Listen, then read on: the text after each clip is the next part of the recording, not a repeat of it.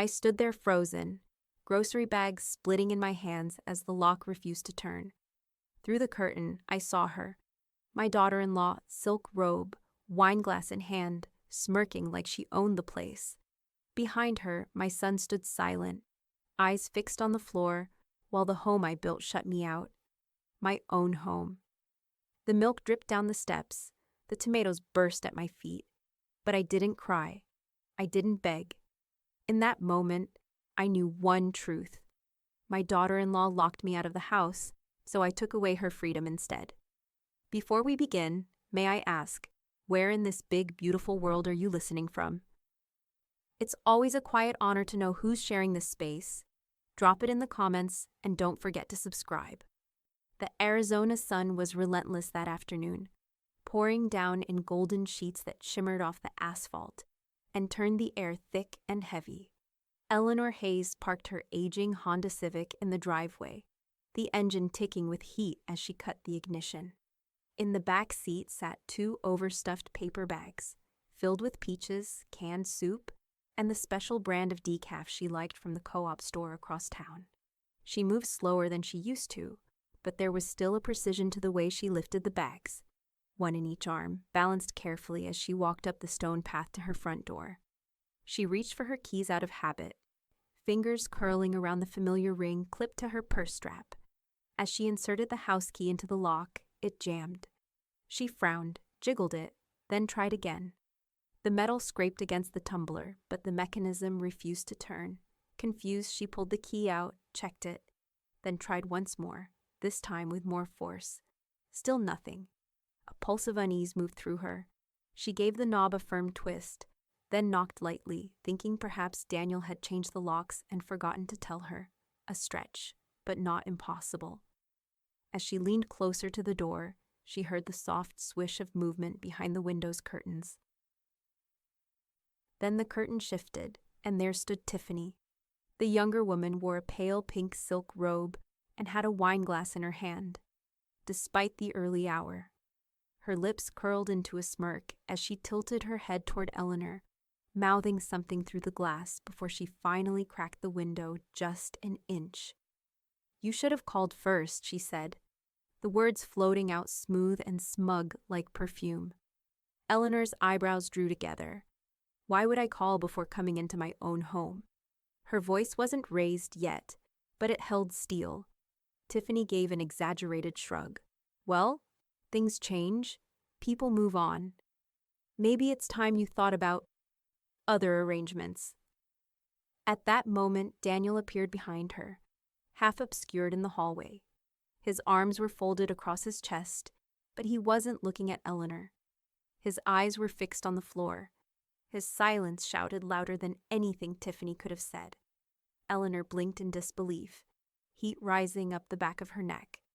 "Daniel," she said, her voice cracking slightly, "tell her to open this door." He didn't respond. He didn't move. He simply stood there, like furniture, while his wife locked his mother out of her own house. Tiffany's smile grew colder. "It's not safe for you here anymore. Honestly, Eleanor, you're not exactly thriving." The grocery bags began to slip in Eleanor's arms. A tomato rolled free, burst on the warm stone step, and splattered crimson across her shoe. Milk was leaking from the bottom of one bag now, dripping slowly in a white trail. She set the bags down carefully, too carefully, and stepped forward. She didn't shout, didn't scream. She just placed her palm flat on the door and said, in a voice so calm it trembled, "This is my home. I paid for it. I built it. You don't get to decide whether I stay." Without a word, Tiffany shut the window. Eleanor remained there for a moment, staring at the closed curtain, as the heat pressed in on her from all sides. She could hear her heart beat in her ears. Everything else was quiet, too quiet. Across the street, Paul Rivera, her next-door neighbor, stepped out onto his porch with a mug in his hand. He wore cargo shorts and a t-shirt that read Maricopa County Sheriff's Office, retired. His brows lifted as he took in the scene, the spilled groceries, the locked door, and the look on Eleanor's face. "Eleanor," he called, "is everything all right?" She didn't answer right away. She inhaled once, deeply, then looked back at him with eyes that no longer held confusion, only cold, focused resolve. "No," she said, "but it will be." She picked up her purse, leaving the shattered eggs, leaking milk, and bruised peaches where they were, and walked slowly across the street toward Paul's porch. The kitchen smelled faintly of lemon oil and old ambition. Eleanor hadn't sat at this table in months, not like this, not with purpose. The oak surface was scrubbed clean, its finish dulled in spots from decades of wiped crumbs and Sunday coffees. Now it bore the weight of her past: manila folders, bank statements, tax receipts, mortgage contracts, paper evidence of every year she had kept the house upright, financially, physically, spiritually. She adjusted her reading glasses and slowly unfolded the property deed. The creases soft and familiar. Her name was right there, center-aligned in bold black ink. Eleanor Frances Hayes, sole proprietor.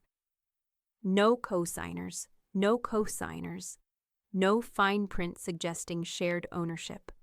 Her pen hovered for a moment, then descended with quiet finality. She circled her name in red, twice, before tapping the page lightly with the cap.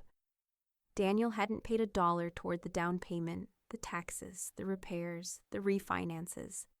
Not when he moved back after the market crash. Not when Tiffany brought her curated furniture and silent judgments into Eleanor's guest rooms. They were tenants with a sense of entitlement, and that had made them dangerous. She reached for the mortgage file next, flipping through amortization schedules and payoff receipts until she reached the stamped final payment notice.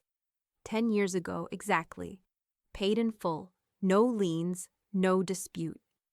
A knock broke the stillness. She looked up, expecting silence again, maybe more unwelcome confrontation. But through the kitchen window, she spotted Paul standing just outside the screen door. A to-go coffee tray balanced in one hand, the other raised in an awkward wave. Eleanor stood slowly, letting the old wood chair creak beneath her, and unlocked the door. "Didn't know how you take it," Paul said as he stepped inside, offering one of the paper cups. "So I brought cream and sugar, separately." She accepted it with a small nod, her fingers brushing his. "Thank you." Paul glanced at the spread of documents on the table, his brows lifting slightly. "You keeping receipts? Or building a war chest?" Eleanor's lips tightened, not quite a smile. "A little of both." He stepped closer, set down his own cup, and lowered his voice. "I saw it all, Eleanor, from start to finish. She was laughing when she closed the window on you." Eleanor didn't answer right away. She picked up a bank statement, folded it sharply, and slipped it into the center file. Then she looked at him, direct, sharp, unflinching. "They think this house is theirs," she said, her voice low, like steel beneath velvet. "They're wrong." Paul nodded once, slowly. "You want me to write anything down? An official statement?" "Not yet, but soon." She took a careful sip of coffee, then turned back to the table. "First I get my paperwork in order." The old wooden drawer beside the microwave gave a faint groan as she opened it, revealing a battered leather Rolodex, wedged between rubber bands and spare keys. She spun through the cards slowly, stopping on a worn, off-white rectangle nearly peeling at the edges. Rachel Kim, Eskehir Elder Rights and Property Protection, Downtown Phoenix. The number was still legible. Eleanor traced it with one finger, then tucked the card into her blouse pocket as if it were ammunition. The law office sat on the 3rd floor of a modest glass building in downtown Phoenix, nestled between a dentist's suite and a private investigations firm. The air-conditioned lobby was hushed and cool, the kind of corporate quiet that seemed to mute even the scrape of Eleanor's sensible heels against the tile. She checked in at the receptionist's desk, then waited in a firm-backed leather chair, clutching the accordion file in her lap like it contained sacred scripture.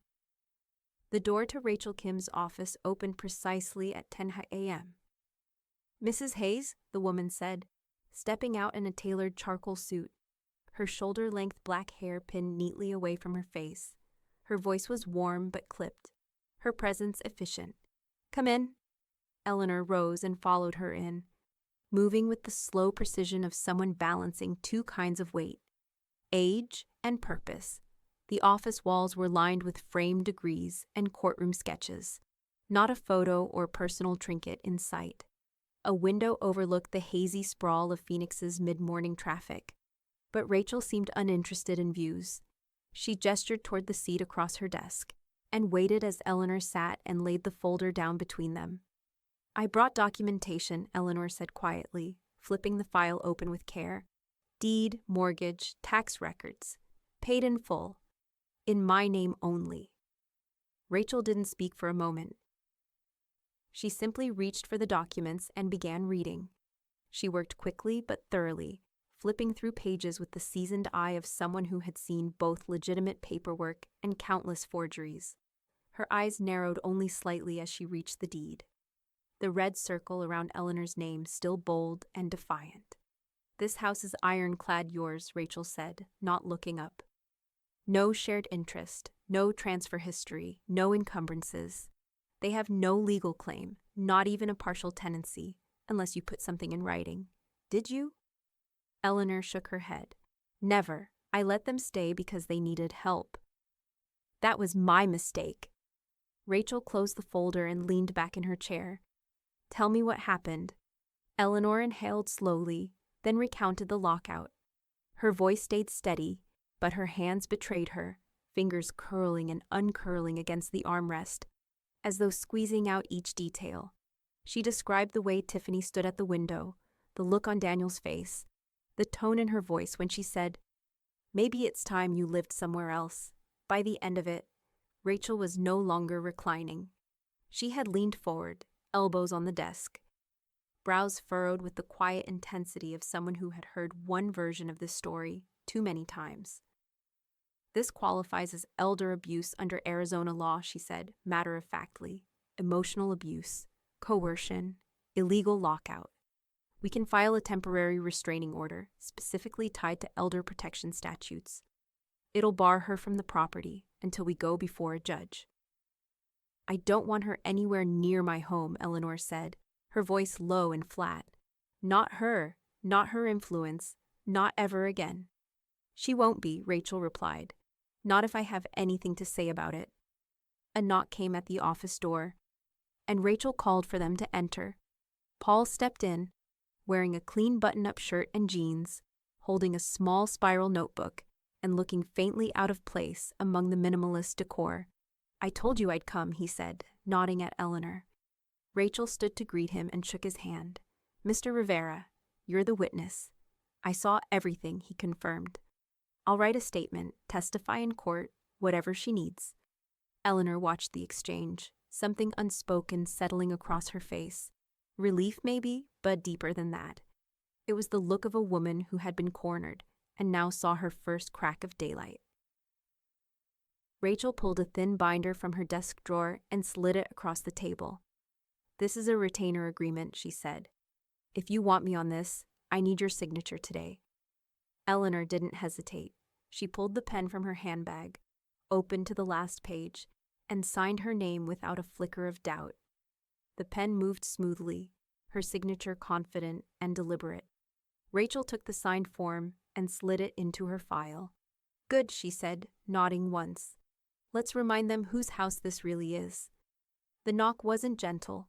It rattled the glass in the front door and echoed down the hallway like a warning shot. Eleanor was in the kitchen, sipping the last of her morning coffee, her documents still neatly stacked in a folder on the counter. She didn't move right away. She set the cup down softly in the sink, wiped her hands on a dish towel, and walked to the foyer with a calm steadiness that made her feel taller. She opened the door without asking who it was. Tiffany swept inside without waiting for an invitation, sunglasses still on, heels clicking too loud for the modest tile. Daniel trailed behind her like a shadow with a guilty conscience, his mouth already half open, as if rehearsing something in his head.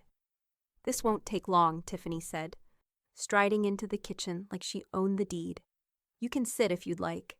"I'll stand," Eleanor replied, closing the door behind them but not locking it.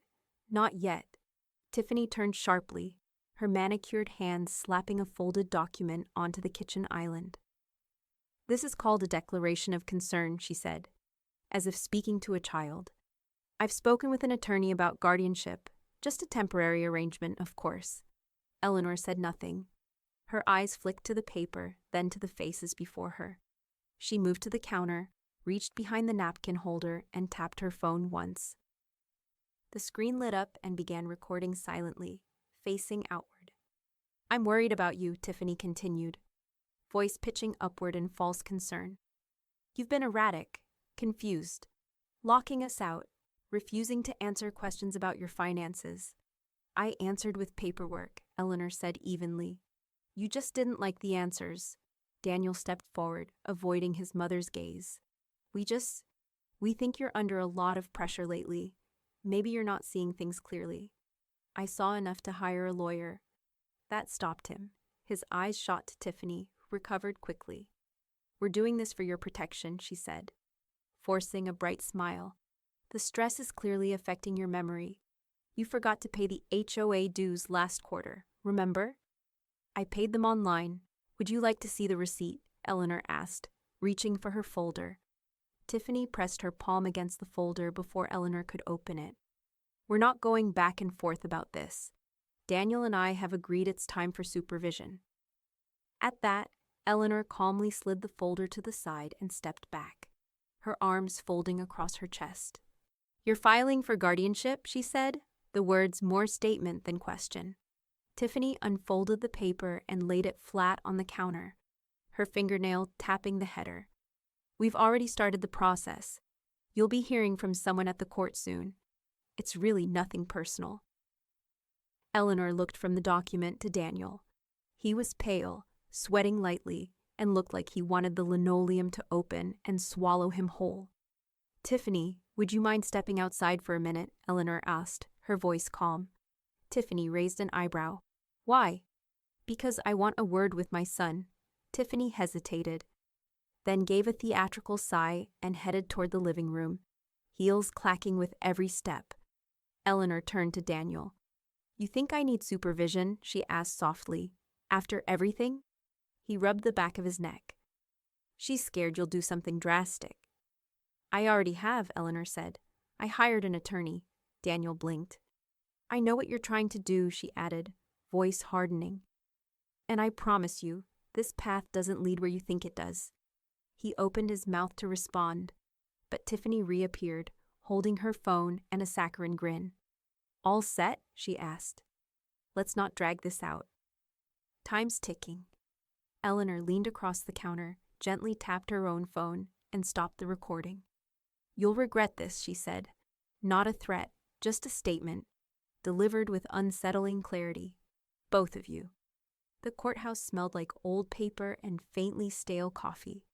Eleanor sat quietly on the bench outside courtroom 4C, her file folder balanced on her lap like a shield. Beside her, Rachel scrolled through something on her tablet, her expression unreadable, every movement exact and deliberate. Across the aisle, Paul Rivera leaned forward in his seat, elbows on his knees, his badge from his police days still clipped to his belt. Not because it held any authority anymore, but because it meant something in rooms like this. Inside the folder were all the pieces Rachel had asked for: the deed, the financial records, the printed transcript of Tiffany's guardianship visit, and the cell phone video Eleanor had uploaded, Paul's footage from the street, and now her own recording from the kitchen. "She's going to push back," Rachel said without looking up. "Maybe not in the courtroom, but somewhere public. You understand that?" Eleanor nodded. "Let her. I'm not the one who needs to hide." The bailiff called them in. The hearing was quick, almost too quick. Tiffany hadn't even shown up. Her attorney, a sleek man with a crocodile smile, appeared by phone, asking for a continuance. The judge wasn't having it. Rachel laid out the facts in clean professional language: the illegal lockout, the threat of guardianship as leverage, the neighbor's sworn statement, and Eleanor's age, which placed her firmly under the umbrella of Arizona's elder protection laws. Paul was sworn in and recounted what he'd seen in front of Eleanor's house. How Tiffany had laughed behind the window, while Eleanor stood outside in triple-digit heat, locked out of her own home, groceries melting at her feet. When he finished, the courtroom was silent for a long beat. The judge looked at Eleanor over the top of his glasses. "You feel safe at home?" Eleanor's answer was simple. Not with her near it. The judge signed the emergency order right there on the bench. The restraining order barred Tiffany Hayes from entering the property or contacting Eleanor in any way, physically, digitally, or through Daniel. If she violated it, she'd face immediate arrest. Daniel was granted conditional contact, only if Tiffany was not present and only with Eleanor's consent. As they walked out of the courthouse, sunlight hitting her eyes like a new beginning, Eleanor didn't speak.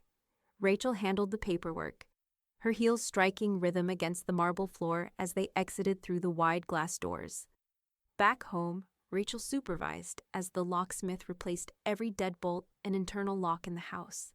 Paul stood watch outside, arms crossed, making small talk with the technician, but never once letting his eyes drift from the street. Eleanor watched the process quietly. She didn't hover, she didn't instruct. She simply stood at the threshold, arms folded, absorbing the sound of new tumblers clicking into place. "These can't be bumped," the locksmith assured her. "High security pins, reinforced strike plates. If anyone tries to force their way in, they'll wake the neighborhood." "Good," Eleanor said. "That's exactly what I want." By the time evening rolled around, the house felt different. Not just more secure, but cleaner somehow. Lighter, like something toxic had been scraped from the air. That was when the notifications started pinging on her phone. Facebook post by Tiffany Hayes. "My mentally unstable mother-in-law is trying to ruin my life with fake allegations. If anything happens to me, you know who to blame." Delusional Chet's elder drama. Then another, a carefully filtered selfie of Tiffany crying in a car. Caption: "How do you fight lies when they wear a sweet old lady mask?" Eleanor tilted the screen toward Rachel, who had stayed behind to finalize one last document. Rachel smirked.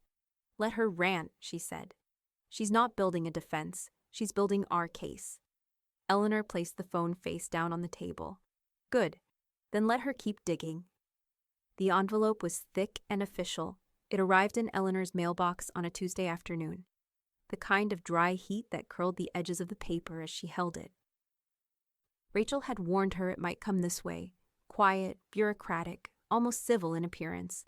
But the moment Eleanor saw the return address, Superior Court of Maricopa County, her fingers tightened on the envelope's edges, like she already knew the contents would carry venom dressed in legal language. Inside were 14 pages of paperwork, clipped together with a heavy black binder clip. At the top, petition for adult guardianship. Below that, filed by Tiffany Hayes. Eleanor didn't sit. She stood in the kitchen reading the whole thing, page by page, line by line, until the weight of the accusations pressed against her rib cage like stones. Tiffany claimed she'd found unopened bills and overdue notices strewn across Eleanor's desk.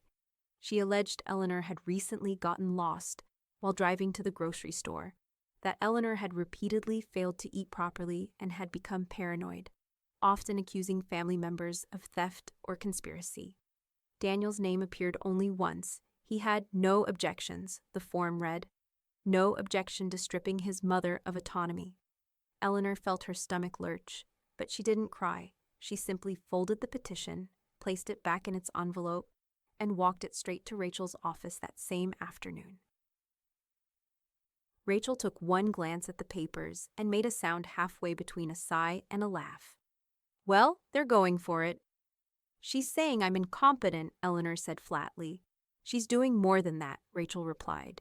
"She's trying to rewrite you, paint a version of you that's fragile, forgetful, unstable. She knows she can't touch the deed, so now she's coming after your decision-making."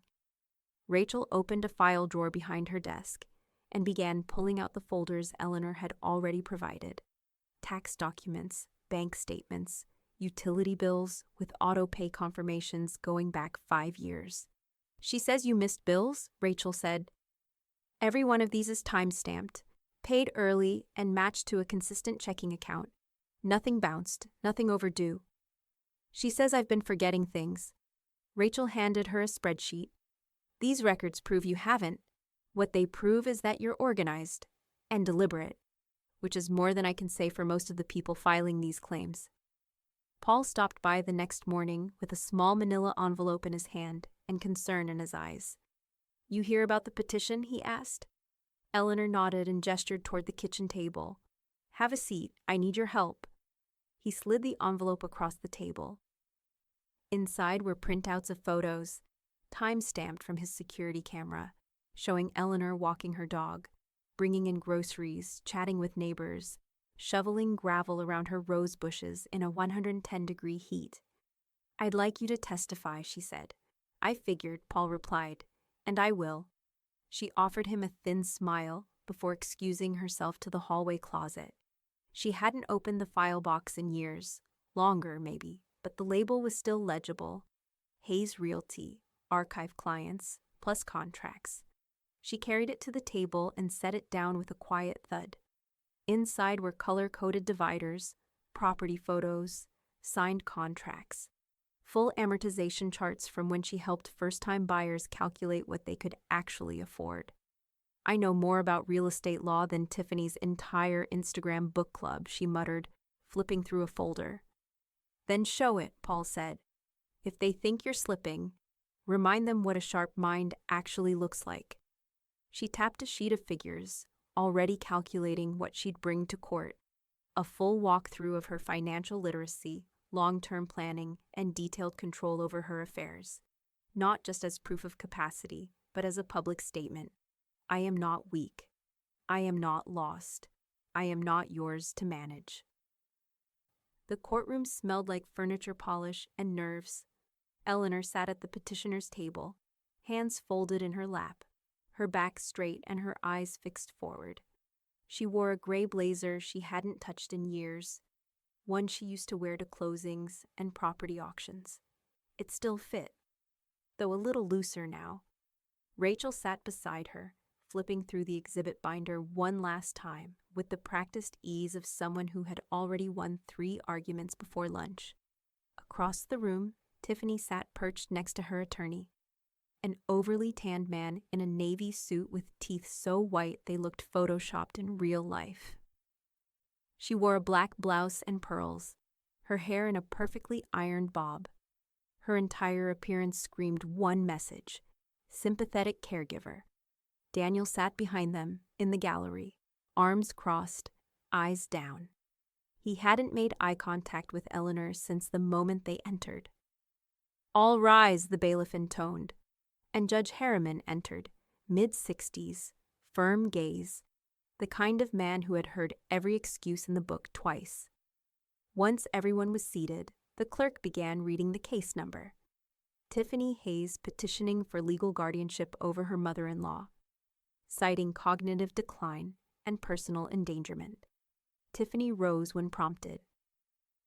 Her attorney gave her a nod, and she took a breath so deliberately it seemed rehearsed.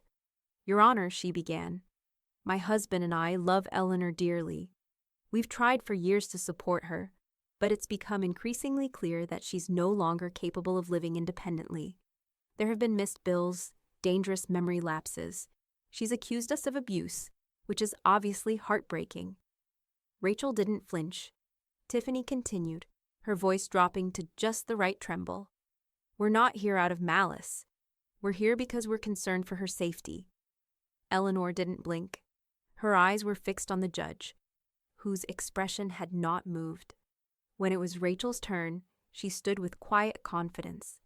Your Honor, the petitioner has made serious claims we can disprove, one by one.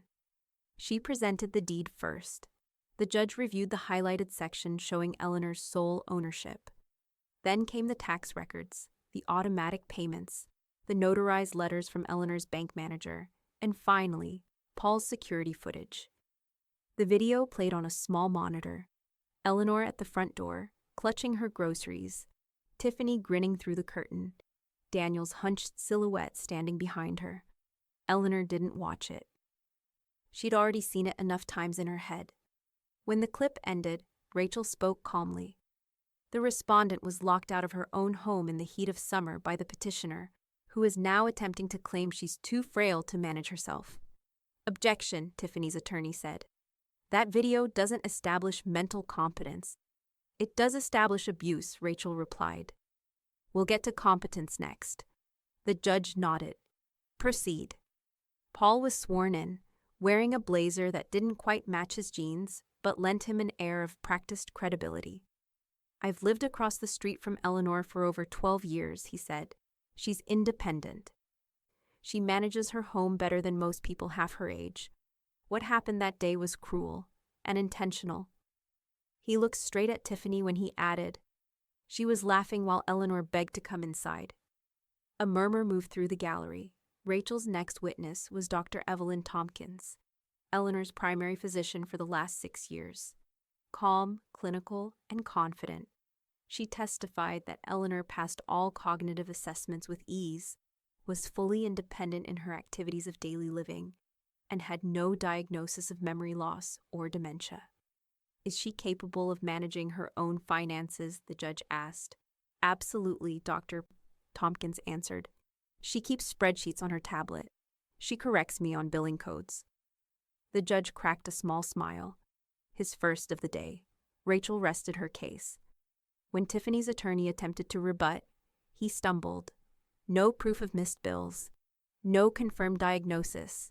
No witnesses other than Tiffany's emotional testimony, which now felt brittle under the weight of evidence. The judge turned toward Tiffany. Mrs. Hayes, do you have anything else you'd like to add? Tiffany stood, her voice rising just a touch too high. We were just trying to help. Maybe we didn't go about it the right way, but the judge held up a hand. You didn't go about it the legal way either. Filing for guardianship isn't a tool for control. It's a responsibility for those who lack it.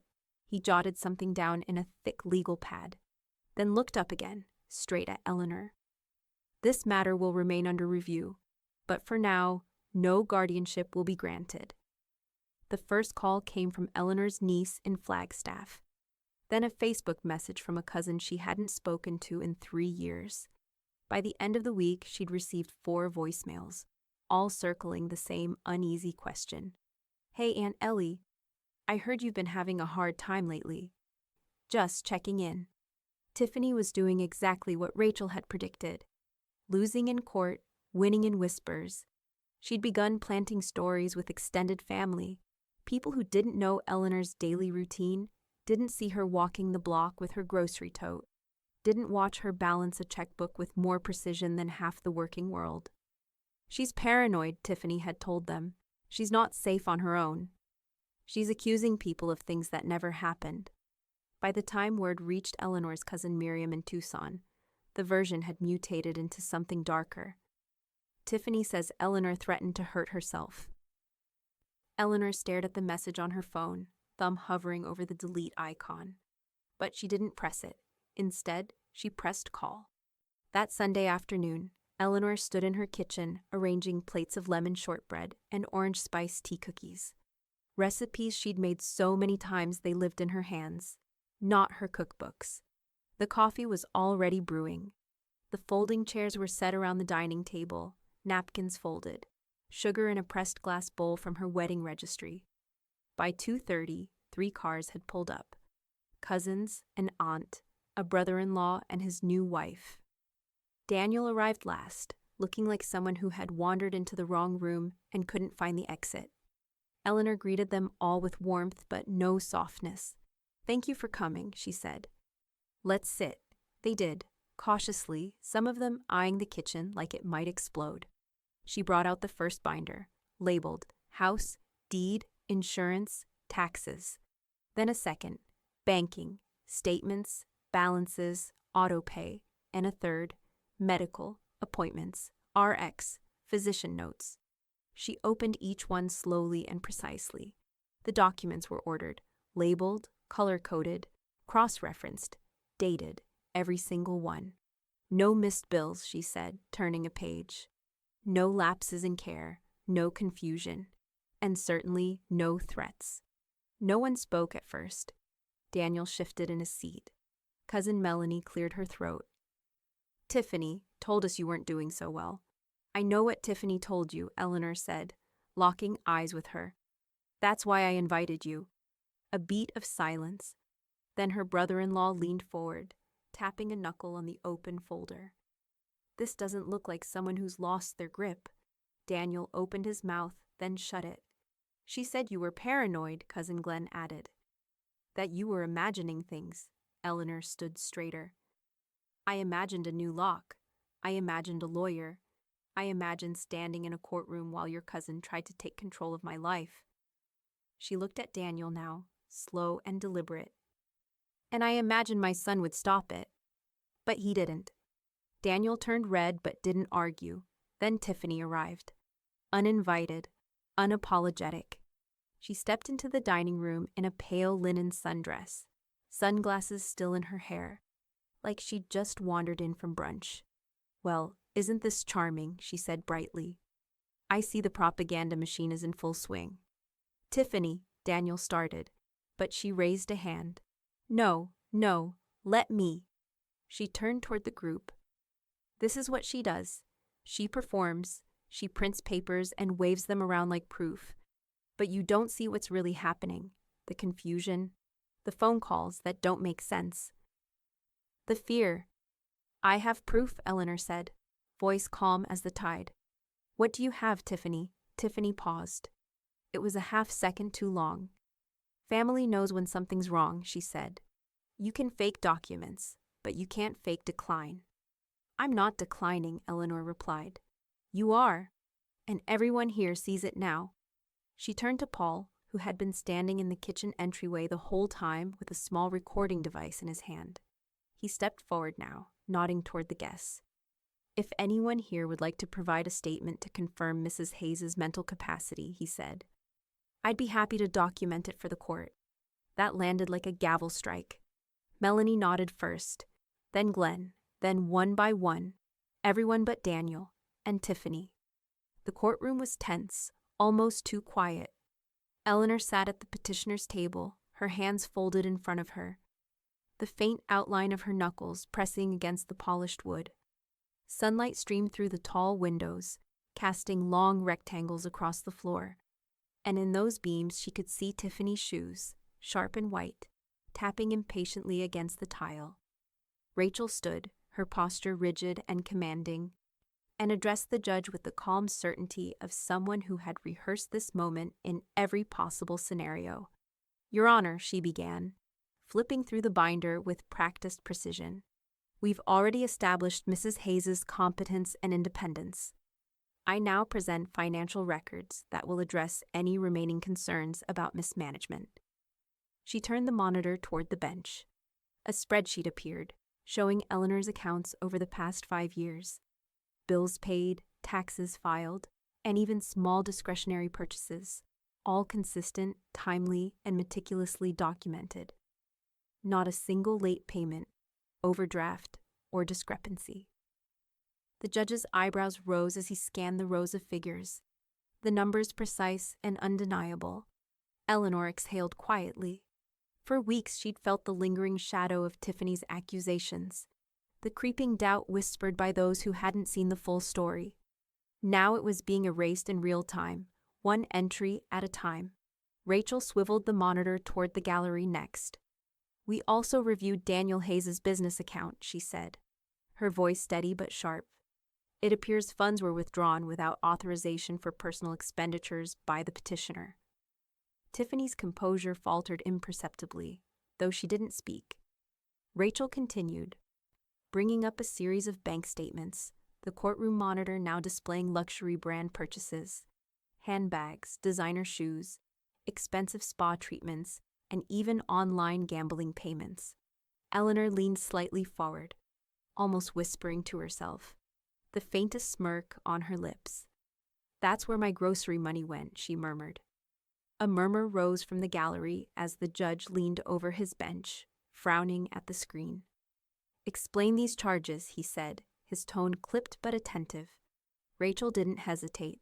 Your Honor, these expenditures are unrelated to the management of the family business. They are personal, lavish, and unauthorized. They illustrate a clear misuse of funds intended for operational purposes. Tiffany's attorney opened his mouth, but Rachel anticipated it. We have highlighted all the questionable transactions, she added. Additionally, statements from the business accountant confirm that these withdrawals were neither documented nor approved. This is evidence of financial impropriety and a breach of fiduciary responsibility. Tiffany's face tightened, her jaw clenching as the gallery whispered.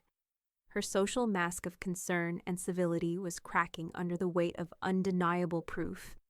Eleanor's gaze was cool, steady, almost serene. As if she were watching the final pieces fall into place, the judge paused, scanning the documents, and then looking directly at Tiffany. These actions are deeply troubling. Effective immediately, the court will lift any restrictions on Mrs. Hayes' accounts. Furthermore, the financial conduct of the petitioner will be reviewed by the appropriate authorities. The words hit Tiffany like a physical blow. She slumped slightly in her chair, anger and humiliation flickering across her features. Eleanor, still seated, allowed herself a small private smile. The tension in her shoulders relaxed for the first time in months. Paul, standing near the gallery, gave Eleanor a subtle nod, the small gesture carrying the weight of weeks of planning and quiet observation. Tiffany's eyes, sharp and accusatory, fixed on Eleanor. There was fury there, yes, but also the unmistakable recognition that the tide had turned. Humiliation had replaced control. Every whispered rumor, every manipulation, now nullified by tangible evidence and undeniable logic. Eleanor's lips pressed together in quiet satisfaction, the weight of weeks of anxiety lifting, replaced by something sharper, focus.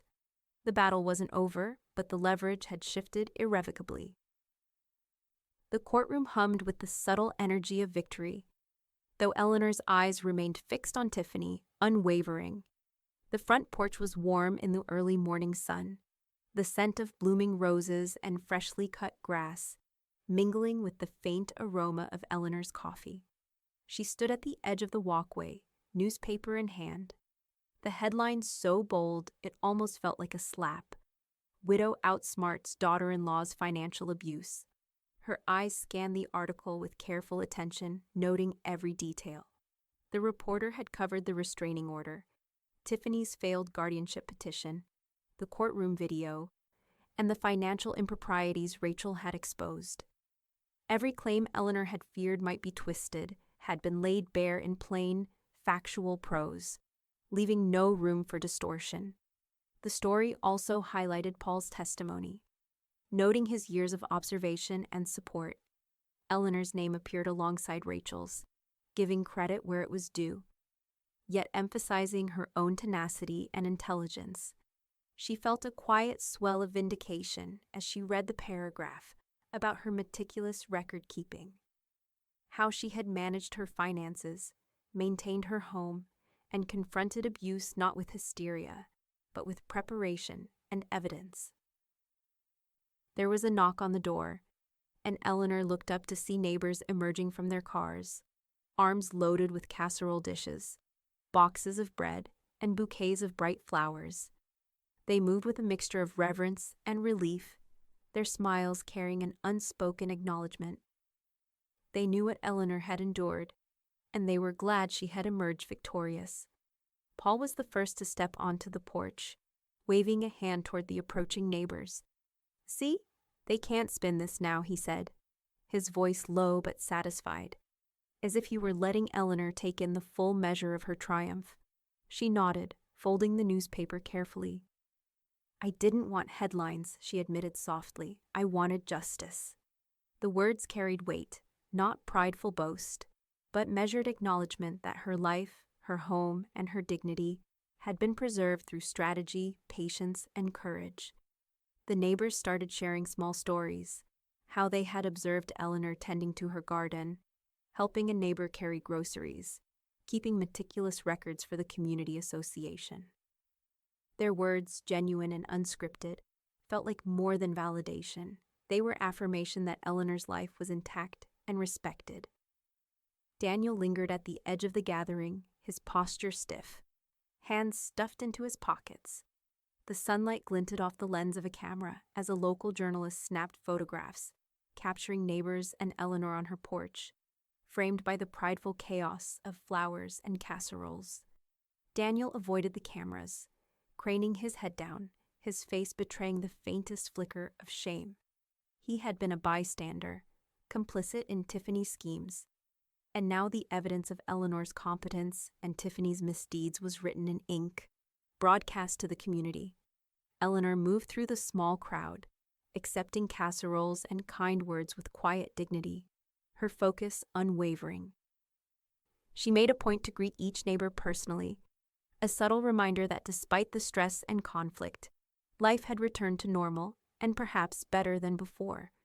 She caught Paul's eye, giving him a small nod of appreciation. He returned it with a grin. All the calls, the videos, the documents, it worked. She can't manipulate the story now, not anyone. A light breeze carried the faint scent of jasmine and freshly mowed grass as Eleanor stepped back onto the porch. The paper slipped from her fingers, fluttering gently to the steps.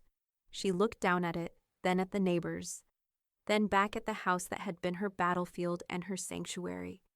In that moment, surrounded by community, legal proof, and the lingering sense of quiet justice, Eleanor allowed herself a single breath of release, a breath that carried months of frustration, fear, and relentless determination. The day stretched before her, warm and bright, yet even as she smiled at the small victories, her eyes remained sharp, aware. Tiffany would not fade quietly. There were more battles to come, more moments to assert authority and protect her life from those who had attempted to usurp it. Eleanor lifted her gaze toward the street, noting the cars of neighbors and friends lingering as if waiting to see what she would do next. She adjusted her cardigan, clasped her hands in front of her, and let a measured, confident smile curl across her face. The morning sun filtered gently through Eleanor's kitchen windows, catching dust motes in lazy arcs of gold. The house felt lighter than it had in months, almost like it was breathing with her. For the first time since the conflict had begun, Eleanor moved through her home without the edge of tension pressing her shoulders down. She poured herself a cup of coffee and set it on the dining table, still gleaming from the care she'd given it in preparation for yesterday's neighbors, and smiled faintly. It began with a single idea: to reclaim not just her house, but the rhythm of her life. Eleanor had always loved books, their quiet cadence a balm for her restless mind. She placed flyers in the neighborhood library and the small community center, inviting anyone interested to join a weekly book club at her home. By the second meeting, 4 neighbors had arrived, each bringing their favorite novels and fresh coffee. And by the third, word had spread further. Teenagers from nearby streets and young adults seeking refuge from screens and social media filled the room with laughter, discussion, and the kind of warmth Eleanor had long forgotten she'd allowed herself to enjoy. With the newfound confidence that came from legal victories behind her, Eleanor made another decision. She had always saved diligently, even when she had felt unnoticed or undervalued by family. Now she chose to invest those savings in something meaningful. Small scholarships for local teens with a passion for literature, science, and art. Students whose ambitions needed a push that money alone could provide. The first awards went out quietly, hand-delivered letters accompanied by small book bundles. The thank you notes began to arrive within weeks, simple, heartfelt, and immensely satisfying. Paul, ever present and quietly protective, helped Eleanor install new security cameras around the property. She watched him work with careful attention, measuring angles and testing the live feed on her tablet. "Better safe than sorry," she said, her voice steady. "I want to feel secure without fear." Paul gave her a reassuring nod. "Nothing slips past these. Not even a whisper," he said.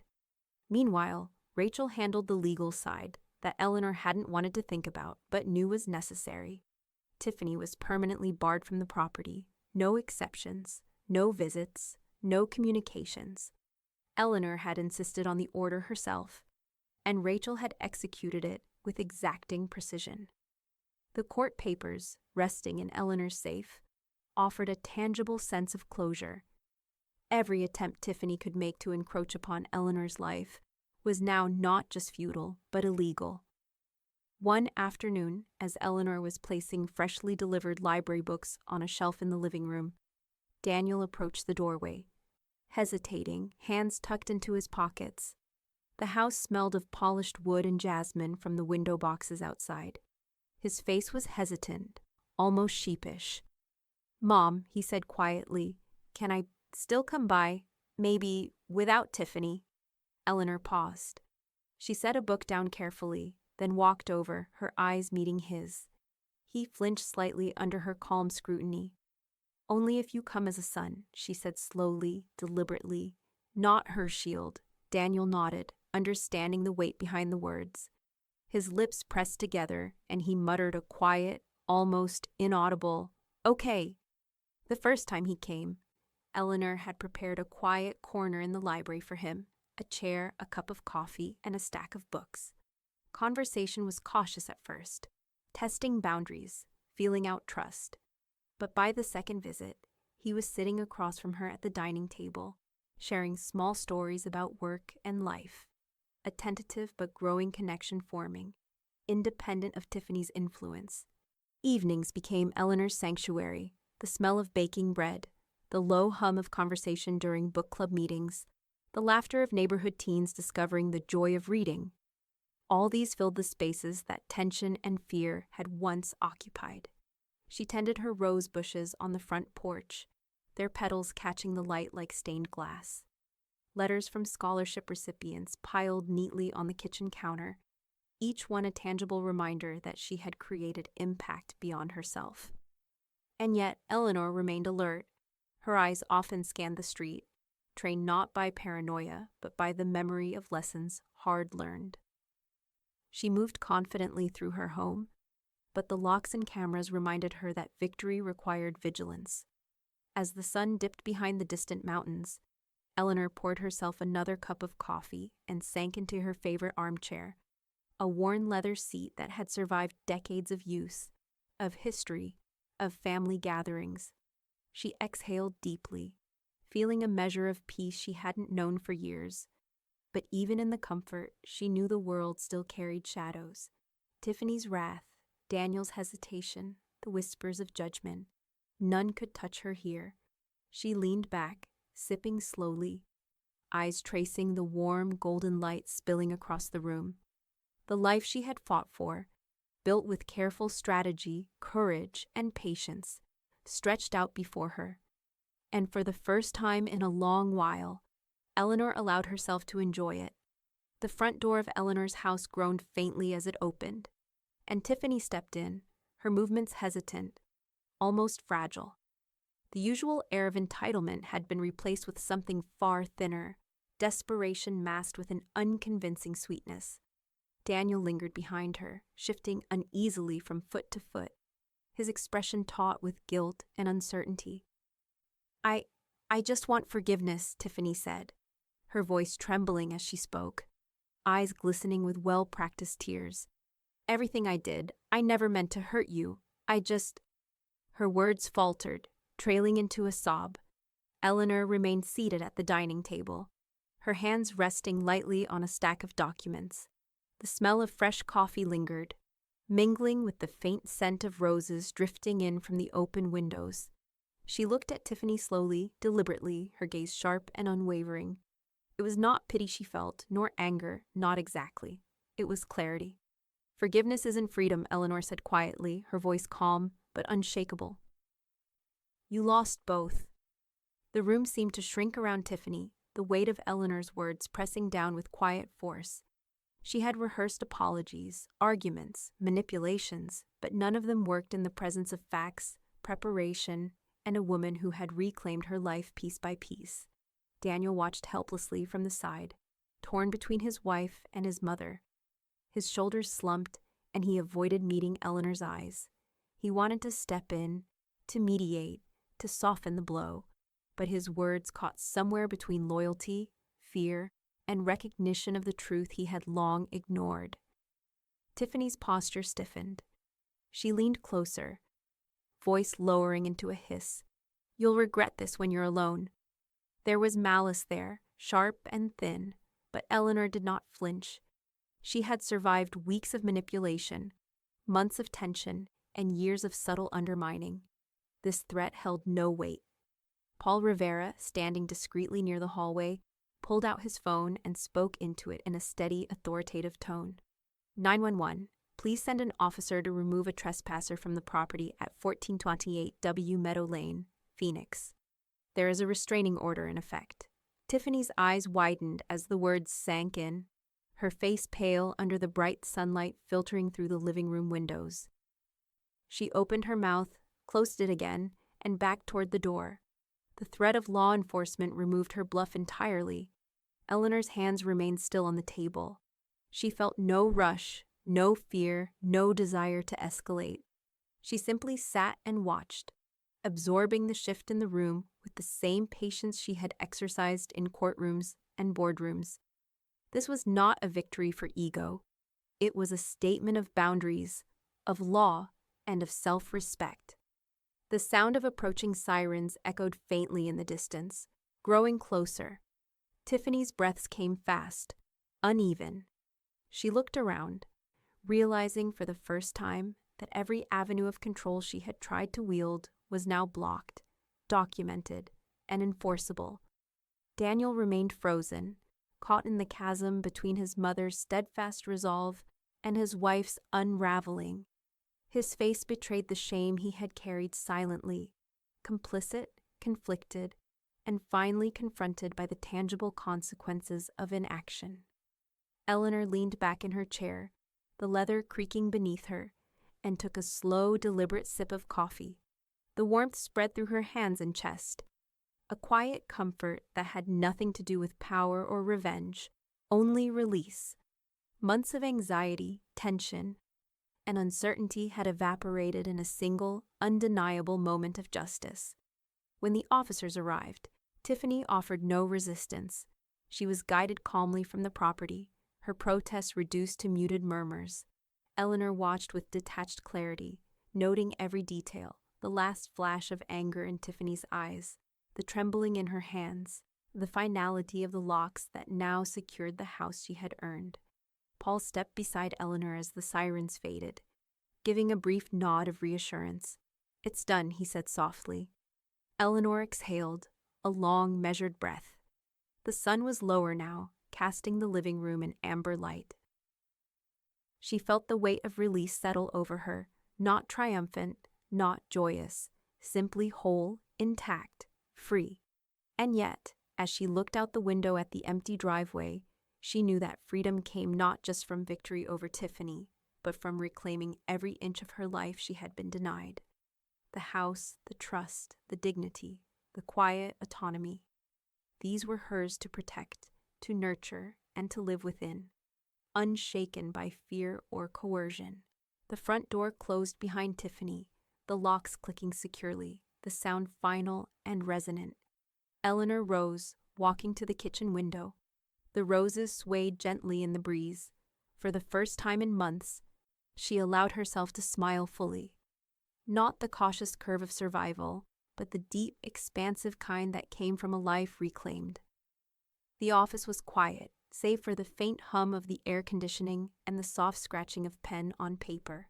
Eleanor sat across from Rachel, her hands folded neatly in her lap, eyes tracking every move as Rachel methodically finalized the documents that would seal her future. The trust was comprehensive, ironclad in legal language, designed to ensure that Tiffany and Daniel would have no claim, financial, legal, or otherwise, on anything Eleanor owned or controlled. Rachel looked up briefly, her expression a mixture of satisfaction and relief. "Once this is filed, Tiffany cannot access any accounts, property, or assets. Legally, financially, she can't touch you." Eleanor nodded, a small, steady smile touching her lips. The months of tension, the fear, the strategizing, all of it coalesced in this moment of quiet power. It was meticulous, deliberate, and final. As Rachel continued, Eleanor made the final decisions regarding executors and trustees. Her hand hovered over the pen, then she signed. Paul Rivera, trusted neighbor and steadfast witness, would be executor. For backup, she named Sophie, a longtime friend and accountant she trusted implicitly. Each signature pressed into the paper felt like a statement, security, autonomy, and control resting finally in her hands. The court will also grant a permanent protective order, Rachel said, scrolling through the final submission forms on her tablet. This ensures Tiffany can never come near the property, in person or by proxy. Any attempt to circumvent it is a criminal offense. Eleanor exhaled deeply, leaning back in the chair. The weight of vigilance, of months spent on edge, lifted slightly from her shoulders. She allowed herself a moment to savor the relief. "It's over," she whispered softly, more to herself than to anyone else, though Rachel caught the words. Rachel leaned back, a faint smile of triumph crossing her face. "And it's done properly. She can't touch you, legally or financially.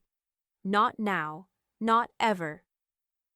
Outside, the Arizona sun filtered through the blinds, spilling lines of gold across Eleanor's desk. She watched them for a moment, savoring the quiet after storms of deception, courtroom battles, and personal confrontations. Even Tiffany's social world began to collapse as the news of her manipulations spread. Mutual acquaintances who had once admired her taste and charm now whispered behind her back. Invitations vanished. Messages went unanswered. The persona of control she had so meticulously maintained was crumbling. Eleanor, observing this from the distance of her own peace, felt no glee, only confirmation. Justice had been served. Paul, standing near the doorway, gave her a supportive nod. "You've built walls that can't be scaled, and the law has your back. Everything else will fall into place on its own." Eleanor allowed herself a small private laugh. It was soft and deliberate, the kind that comes when tension finally dissolves, leaving only calm awareness. She thought of the months of preparation, the evidence meticulously gathered, the legal strategy mapped, the unrelenting focus on facts over emotion, and felt a profound satisfaction. Daniel had been present for the parts of the proceedings, watching silently, though still conflicted. He no longer tried to intervene, no longer positioned himself as a buffer for Tiffany's aggression. Eleanor saw the faint relief in his posture, the hesitant acknowledgement that she had reclaimed her space, and perhaps his own conscience. Sophie arrived shortly afterward to witness the final filings.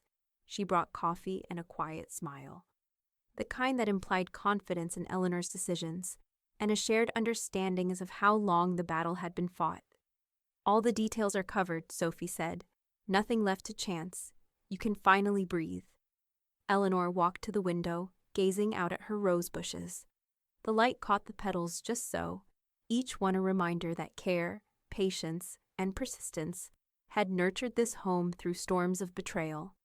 The locks clicked softly behind her, secure, unbreachable. For the first time in years, she felt that this was truly hers, untouched by manipulation, fear, or coercion. Rachel gathered her papers, ready to leave. "You've done it," she said, her voice warm but firm. "And if anyone tries to challenge this, well, they'll be challenging every legal safeguard we put in place." Eleanor nodded, feeling a full-bodied peace spread through her. She knew Tiffany's arrogance and reputation would continue to falter. Her attempts at influence, once bold and cunning, were now rendered powerless. The social isolation, the stigma, the legal barriers, they were all consequences of her own reckless cruelty. Finally, Eleanor turned away from the window, a slow, deep exhale escaping her lips. The sun outside glinted off the mailbox and the newly polished door handles, a reflection of a life restored, fortified, and protected. She allowed herself to sit back, letting the magnitude of the moment settle fully. The battle had ended. The house was hers, her control, her dignity, her freedom, intact. And yet, as Eleanor looked out across the quiet street. A subtle tension lingered in the air. The fight had been won, yes, but vigilance was still her ally, and awareness her constant companion. Her gaze softened as Paul quietly closed the door behind Rachel. "It's truly over," he said, with a nod that spoke volumes. Eleanor smiled faintly, letting her shoulders drop for the first time. "It's over," she echoed, the words heavy with finality, hope, and quiet triumph. The morning air carried a faint scent of roses, warm and heady, drifting across the front yard as Eleanor knelt among the flower beds. Her hands were coated in rich, dark soil, fingertips brushing the petals of crimson blooms. The sun had just begun to rise over the distant Phoenix Hills, casting a soft golden glow over her lawn. The weight of the past months felt distant here, replaced by the steady rhythm of watering, pruning, and planting. Paul Rivera appeared at the gate, a steaming thermos in hand and a grin spreading beneath his silver-streaked hair. "Thought you might like company," he said, balancing 2 mugs as he approached. He sank into the chair Eleanor had pulled onto the porch, the ceramic mug steaming in the cool morning air. Eleanor wiped her hands on her gardening apron and accepted a mug, inhaling the rich aroma of coffee. "I was just thinking it's odd how peaceful it feels," she said, her voice soft, a note of wonder threading through it. "After all that chaos," Paul chuckled. "You mean the paper battles? I always thought that was the real war," he said, sipping his coffee. "All the letters, the court filings. It's like the neighborhood's quiet storm." Eleanor tilted her head back and laughed softly, the sound unforced and warm. "Funny," she murmured. "It took legal binders and security cameras for me to realize how ordinary life can feel when it's safe." The 2 of them sat in companionable silence for a moment, listening to the distant hum of the neighborhood awakening. Birds trilled from the jacarandas lining the street, and the soft clatter of a neighbor sweeping their porch punctuated the quiet. Eleanor felt lighter than she had in years, the tension she had carried for months easing from her shoulders as if it had nowhere left to settle. She gestured toward the small pile of letters stacked neatly on the porch table. Each envelope bore the careful handwriting of students who had received her scholarships. Thank you notes brimming with gratitude, stories of opportunities gained, dreams nurtured. Eleanor picked up one and read aloud a sentence. "Your belief in me made me believe in myself. Thank you for giving me the courage to keep trying." Paul shook his head, smiling. "You turned your fight into something bigger than yourself. That's rare, Eleanor. Most people get bitter. You built." She allowed herself a quiet, reflective smile. The garden, the students, the restored home. Each piece was a brick in a life she had carefully reconstructed. A sense of accomplishment, calm, and contentment mingled with pride. "I never imagined letters would feel like trophies," Eleanor said softly, leaning back in her chair. She watched the roses sway lightly in the breeze, their petals catching the sun like tiny flames. "But these remind me why it was worth every second," Paul chuckled. "Funny how the real battles aren't the ones in courtrooms or with lawyers. They're the ones that stay in your house, in your home, where you live every day. Paper's just paper. You handled the war where it counted." Eleanor nodded, feeling the truth of it settle in her chest. She stood slowly, brushing the apron against her legs, and walked toward the side porch where her filing cabinet waited. She pulled open the top drawer, slid the binder inside, and closed it with a deliberate click. Case closed. The sun climbed higher, the warmth spilling across the patio. Eleanor inhaled deeply, savoring the smell of coffee, roses, and clean air. She looked at Paul, and they exchanged a glance of quiet companionship, a shared acknowledgement that life could continue, peaceful and unshaken, when the right battles had been won. For a moment, Eleanor allowed herself to sit back and watch the street. Her roses, the small stir of neighbors passing by, each ordinary detail a reminder of freedom reclaimed. And yet, as calm as the morning felt, she remained aware. Life had taught her vigilance, and she carried it like a secret talisman, quiet, steady, unintrusive, but always present. The wind rustled the leaves, and Eleanor leaned forward, smiling faintly. This piece was hers, and she intended to keep it. The envelope sat on the kitchen counter, stark and white, the return address glaring at her like an accusation. Eleanor picked it up slowly, turning it over in her hands. Tiffany's handwriting danced across the front, overly neat, almost performative. She felt a flicker of irritation, then something stronger, a quiet, deliberate resolve. Eleanor didn't open the letter. She didn't need to. She held it over the trash can, took a deep breath, and with a deliberate, decisive motion, ripped it in half. The paper fluttered like confetti to the bottom of the bin. No glance at the contents, no whisper of curiosity, only closure. Tiffany's words could not pierce the calm Eleanor had built. She turned to the mantel above the fireplace. There, beside the photograph of her late husband Harold, smiling warmly in a faded frame, lay a neatly folded scholarship letter from one of the students she had funded. Eleanor retrieved it, sliding it into a simple wooden frame. She positioned it next to Harold's photo, a silent testament to legacy, not of conflict, but of purpose, of life directed towards something greater than herself. Paul stepped into the living room, carrying 2 mugs of freshly brewed coffee. He set one beside her and leaned against the doorway, arms crossed casually. "They thought they'd inherit you," he said, his voice low and amused. "They inherited nothing." Eleanor allowed herself a small, satisfied smile.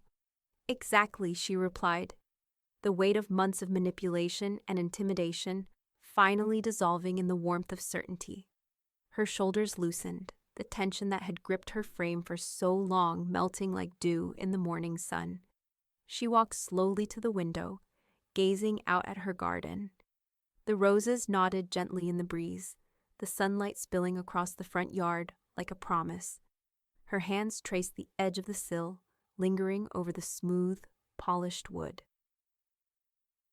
The locks clicked softly behind her door, a quiet reminder of security earned and preserved. Every inch of this house, every flower, every room belonged entirely to her. It was a fortress built not of fear, but of steadfast patience, foresight, and courage. Eleanor exhaled deeply, letting the air fill her lungs, letting the day stretch lazily around her. For the first time in what felt like a lifetime, she felt free in a way that had nothing to do with legal victories, restraining orders, or courtrooms. Freedom was now an inner certainty, an unassailable truth. Tiffany's presence, her schemes, her threats, all had dissolved into irrelevance.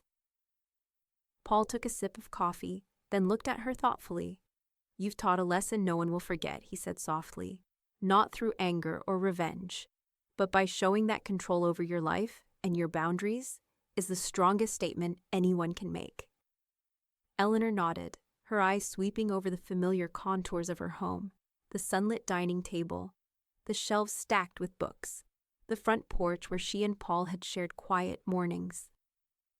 "They never understood what I built," she murmured. "Not the house, not the accounts, not the trust or the community. They only saw what they wanted to take. And they got nothing." The house felt warm, alive, fully hers. Every sound, the distant hum of traffic, the soft rustle of leaves, the clink of her coffee cup, was proof of a life reclaimed. She moved to the mantel once more, adjusting the scholarship frame beside her husband's photo, a visual reminder that her energy and dedication had created something enduring. The sunlight shifted, casting golden patterns across the floor. Eleanor breathed slowly, deliberately, a sense of finality washing over her. The storms of the past months had left their mark, but they had also carved space for resilience, autonomy, and grace. She turned to Paul with a quiet smile. "It's over," she said. "Truly over." He nodded, finishing his coffee. "Yes, and it will stay that way, thanks to you."